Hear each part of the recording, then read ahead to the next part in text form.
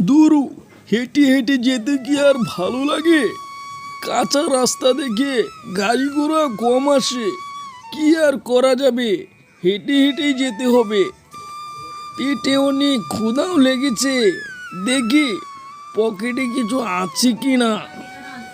এই তো পেয়ে গেলাম কোকা কোলা, এক চমক মেরে দিই, আগে একটু ঝেঁকে নে। তোর ভালো লাগে না, ফেলে দে। এখন বাড়ির দিকে হাঁটা তো লাগাই আগে, এখনো অনেকটা পথ যেতে হবে, তাড়াতাড়ি হাঁটা লাগাই। দাঁড়িয়ে থাকলে চলবে না, রাস্তাটা পোড়াচ্ছে না কেন এটা তো বুঝতে পারলাম না। দিদি, অনেকদিন ধরে তো মানুষের মাংস খাইনি, চলো গ্রামের দিকে বেরিয়ে আসি। ঠিকই বলেছিস রে শ্রাবণী, পচা মাছ খেতে খেতে কেমন জানি অরুচি ধরে গেছে রে। তাহলে চলো দিদি, একবার ঘুরে আসি গিয়ে। এখানে বসে বসে তো মরিচা ধরে গেল। কি বলছিস রে শ্রাবণী, পাগল হয়ে গেছিস নাকি?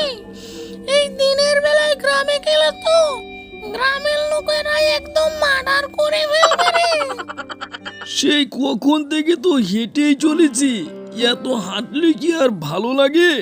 শরীরটা যেন ক্লান্ত হয়ে পড়েছে, কি আর করা যাবে। কি বাছা, তুই কোথায় যাচ্ছিস? কোথায় আর যাব, বাড়ির দিকে যাচ্ছি। কেন, কি হয়েছে? বাড়ির দিকে যাচ্ছিস, এটা তো খুব ভালো কথা, কিন্তু শুনে রাখ, সামনে বসুন্ধির জঙ্গলে দুটি রাক্ষসী থাকে, তারা খুব ক্ষুধার্ত। তাহলে আমাকে একটি উপায় বলে দাও, আমি যেন তাদের সামনে দিয়ে যেতে পারি। আর এ রাস্তা ছাড়া তো আমি বাড়িও যেতে পারবো না। যা বাছা, তোকে আশীর্বাদ করে দিলাম, তুই তোর বুদ্ধি খাটিয়ে তাদের হাত থেকে বেঁচে যাবি। এখন তুই নিঃসন্দেহে যেতে পারিস বাছা। ভালোই হলো, এখন তাড়াতাড়ি বাড়ির দিকে হাঁটা লাগাই, এখনো অনেকটা পথ যেতে হবে রে বাবা। দিদি, একটু পরে তো সন্ধ্যা নেমে আসবে, চলো এখনই বেরিয়ে পড়ি। আমার নাকে মানুষ মানুষ গন্ধ পাচ্ছে রে শ্রাবণী। আস্তে আস্তে তো জঙ্গলের অনেকটা ভিতরেই ঢুকে পড়লাম, এখন মনের মাঝে কেমন জানি ভয় ভয় লাগছে, বুকের বাপাসটাও কেমন জানি করছে। এখন কি করব? ওরে বাবারে, ওই তো দেখা যায় দুটি রাক্ষসী, এখন কি করব? আরে আমি কি করব, এখন চা করার রাক্ষসীরাই করবি রে বাবা। ওই তো দেখা যায় একটি মানুষের ছানা আসছে। আজকের মতো আমাদের আর গ্রামে যেতে হবে না রে শ্রাবণী, এটাকে ঝপাস করে খেয়ে ফেলবো। দিদি, এই মানুষের ছানাটাকে আমি আগে খাবো, কারণ আমার পেটে অনেক ক্ষুধা লেগেছে। কেন রে শ্রাবণী, আমার সাথে কি মুখ নেই? আমি কি খেতে পারি না? আমি আগে খাবো এই মানুষের ছানাটাকে। না দিদি, আমার ক্ষুধা লেগেছে বেশি, আমি আগে এই মানুষের ছানাটাকে খাবো। আচ্ছা শ্রাবণী শোন, মানুষের ছানাটাকে জিজ্ঞেস করি সে কার খাবার হতে চায়।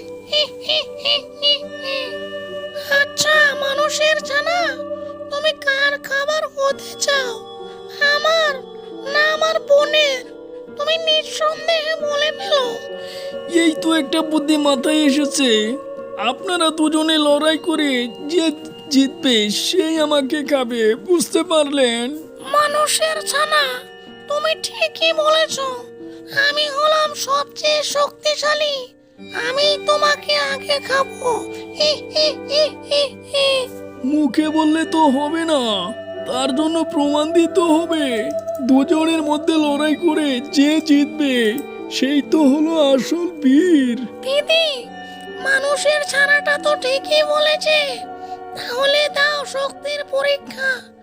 মুখে বললে তো হবে না, কাজেও দেখিয়ে দিতে হবে যে তুমি সবচেয়ে শক্তিশালী। তবে রে, যত বড় মুখ নয় তত বড় কথা। তাহলে এই দেখ, ওম রিং রিং কটাস, বনের ওপরে জাদু চলে যাচ্ছে ফটাস ফটাস। দিদি হয়ে তুমি আমার উপর জাদু ছড়লে, তবে এই নাও, ইং রিং রিং কটাস, ভূতের জাদু লেগে যা ঝটাস ফটাস। দুই রাক্ষসী ঝগড়া করে মরুক, চাচা আপন প্রাণ বাঁচা। দিদি, আমরা দুজনে ঝগড়া করছি কেন? দিদি, পিছনের দিকে তাকিয়ে দেখো, মানুষের ছানাটি পালিয়ে গেছে। আমাদের দুজনের মধ্যে ঝগড়া সৃষ্টি করে সুযোগ বুঝে পালিয়ে গেছে। এখন আমরা খাবো কি? অনেক কষ্ট করে পালিয়ে এসেছি। প্রিয় বন্ধুরা, আমাদের চ্যানেলের ভিডিওটি যদি আপনাদের কাছে একটু ভালো লেগে থাকে তাহলে আমাদের চ্যানেলটি সাবস্ক্রাইব করে আমাদের পাশেই থাকবেন। Tata, bye bye.